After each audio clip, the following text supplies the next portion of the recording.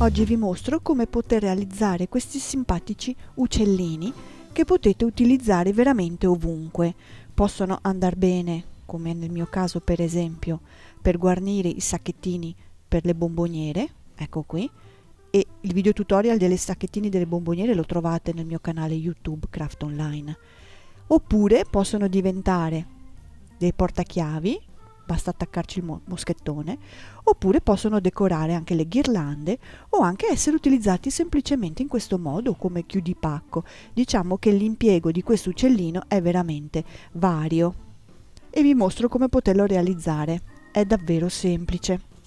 Allora, nel sito www.craftonline.it potrete scaricare i vari pezzi del cartamodello, che sono questi, quindi molto semplice: il corpo, il becco, eccolo qua, le parti della coda e l'ala.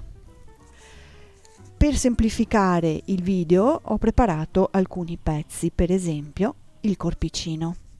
L'ho disegnato sul tessuto messo rovescio, cucito tutto attorno e lasciato aperto un piccolo buchino più o meno a questa altezza qua. Ok, ho fatto un taglietto su una sola delle due parti di tessuto che mi serve per risvoltare sul dritto e anche per imbottire. E questo è il corpo. Per il becco, che è questo, ho fatto esattamente la stessa cosa. Vedete il trattino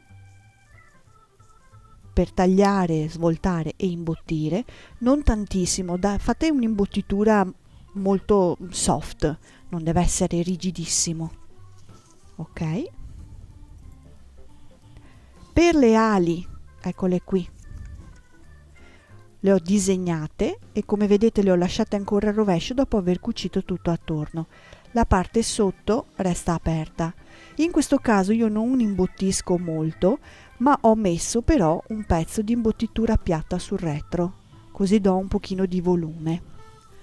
Lo giriamo sul dritto assieme, così vi mostro. Usiamo i gira rigira,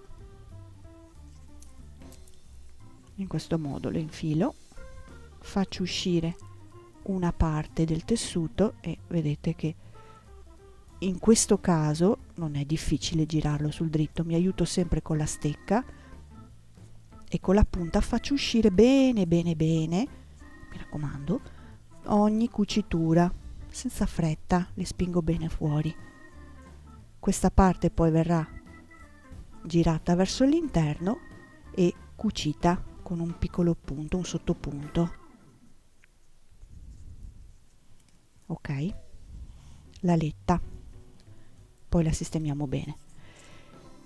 La parte un pochino più complessa sono i 3 pezzettini che formano la coda. 2 li ho preparati, 1 lo prepariamo assieme, perché non è sempre semplicissimo da girare sul dritto e da imbottire.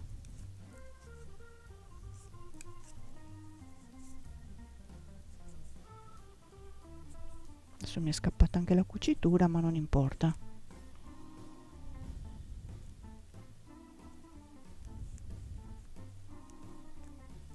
Ok, poi la sistemiamo. Vado ad imbottire un pochino alla volta, questa è la parte un pochino dove ci vuole un po' di calma, ecco. Ok, quindi pezzettini piccoli di imbottitura e li spingo all'interno.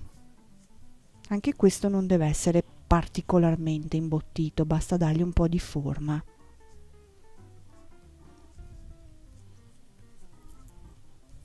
Come in tutti i lavori ci vuole un pochino di pazienza.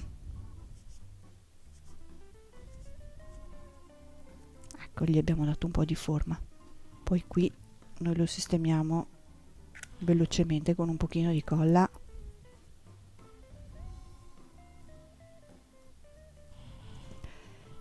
Utilizzando del filo nero, sempre da ricamo, quindi un pochino grossetto, facciamo dei tratteggi per delimitare il centro delle piume della coda. Alla fine vengono fuori 3-4 punti massimo.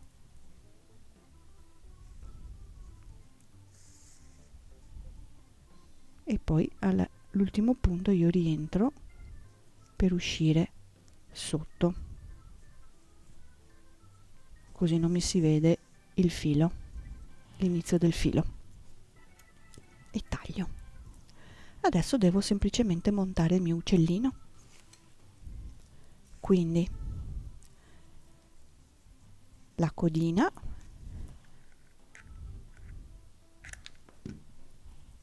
uno sull'altro e l'ultimo sopra,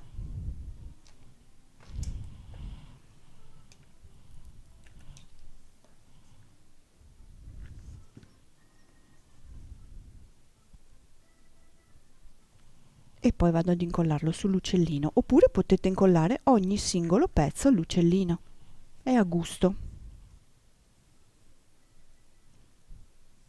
Allora, io non ho rifinito il fondo delle punte della codina, perché questo uccellino va incollato in questo modo e il dietro non si vede. Se invece avete bisogno di fare un portachiavi, quindi si deve vedere da tutte le parti, cercate di fare un lavoro fatto bene sotto, quindi rifinito bene e anche chiusa l'apertura. Anzi, è bene che l'apertura venga sul davanti, così può essere coperta direttamente dalla letta e non abbiamo più problemi. Qui la letta poi va cucita e va messa qui, e vi volevo mostrare invece il passaggio del becco. Allora, potete o disegnarlo direttamente con la penna, questa traccia di sorriso, oppure, come ho fatto io in quest'altro progetto, fare dei piccoli trattini sempre col filo nero. Quindi parto da dietro, che così non mi si vede l'inizio del lavoro. Potete farvi anche una traccia con una penna cancellabile volendo. Allora ho il trattino verticale, diciamo, per l'inizio del viso, e poi faccio dei micro trattini col punto erba, quindi inizio dove ho finito. Sono ritornata qui per uscire un po' più avanti del punto dove sono uscita prima. Ok?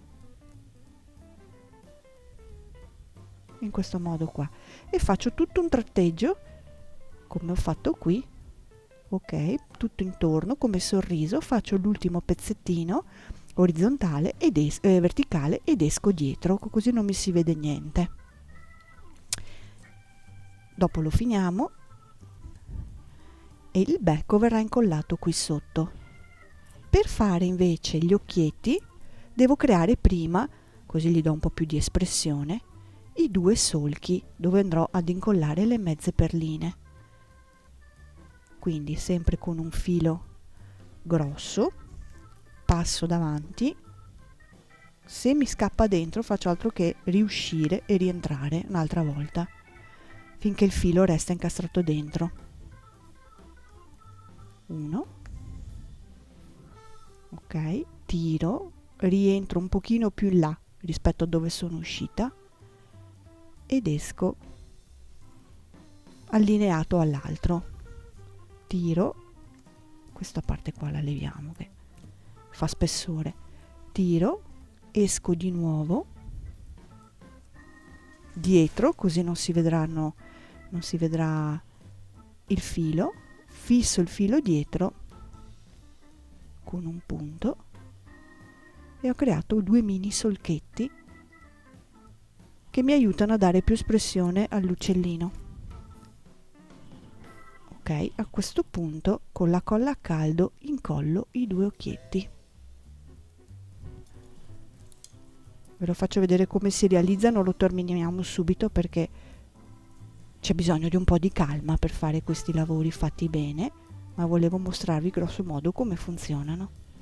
E poi, come potete vedere su questo che è finito, quindi spostiamo un attimo, faccio le due piccole sopracciglia con una penna cancellabile,